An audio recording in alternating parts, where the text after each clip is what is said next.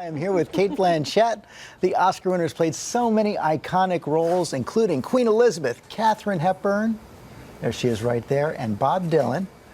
And there's already talk of another Oscar for a stunning performance in the new Woody Allen film, Blue Jasmine.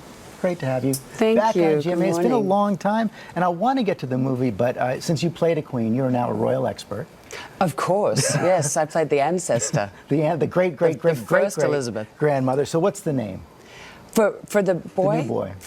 I don't know, boys are hard. Steve, Ezekiel, Steve? Craig. Oh, you're going Prince for the Craig. Non-traditional. Prince Steve. Prince Steve, I like that. Steve's a great name. And one day King Steve. King Steve. Let's talk about the movie Blue Jasmine. It really is such a powerful movie. And you know, one of our producers also saw it yesterday. She described it as Blanche Dubois meets Ruth Madoff. Because you play this Park Avenue wealthy Manhattan woman who is, her life basically falls apart when her husband is unmasked as a fraud. I think it's quite a common story. It is a common story, and we're going to take a look at one part of it.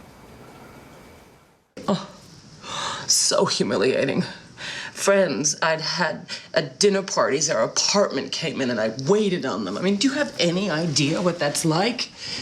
No, one minute you're hosting women and the next you're measuring their shoe size and fitting them. Erica Bishop came into the store. She saw me, was so embarrassed for me. She slipped out thinking I didn't see her. I saw you, Erica! You're exactly right. It is so powerful. You say it's a common story, but this woman comes apart in an uncommon way. Yes, look, she's a very, she's damaged goods. She's a broken woman who's intensely deluded and has such a romanticized sense of herself. You know, even from the get-go, she changed her name from Jeanette to Jasmine. You know, it's because she thought it was more romantic. She's lived a fairy tale on the Upper East Side and it's fallen apart. Yeah, when someone asks her where she's from, she doesn't say New York, she doesn't say Manhattan, she says Park Avenue. Yes, it's very specific. Very, very specific. And I know this is your first time you had a chance to work with Woody Allen. Yes, yes it was. I'd sort of given up hope of it ever happening, really. Really? But it looks like so many actors, when you hear that Woody Allen is interested in working with you, you take that call. And you say yes before you know? Yes, you do. And then fortunately the script, because he's a great, obviously apart from being an extraordinary filmmaker, he's a great screenwriter, and the script was unbelievably good. And he's written so many memorable roles for women, so many rich roles. Hasn't he? He really has.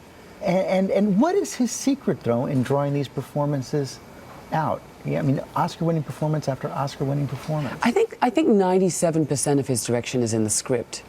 You know, really? because he's monosyllabic on set. I mean, obviously, if you ask him a question, he'll answer it. But it's all there on the page, and he wants to get out of the actor's way. Although I did read at one point, he says, if I were doing the scene, here's how I do it, and you suggested maybe you should play the part, Woody.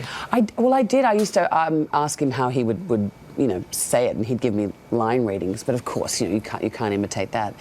But I did say to him that I thought he should have played the role, not facetiously at all. And kind of and tootsie? he thought about it for about a minute and a half, and then said no, it would have been too comic.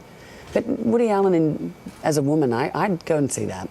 I think a lot of people would go and see that, but a lot of people are going to go and see you do this because it is just a searing performance. And now you're going from Woody Allen to George Clooney, your next film?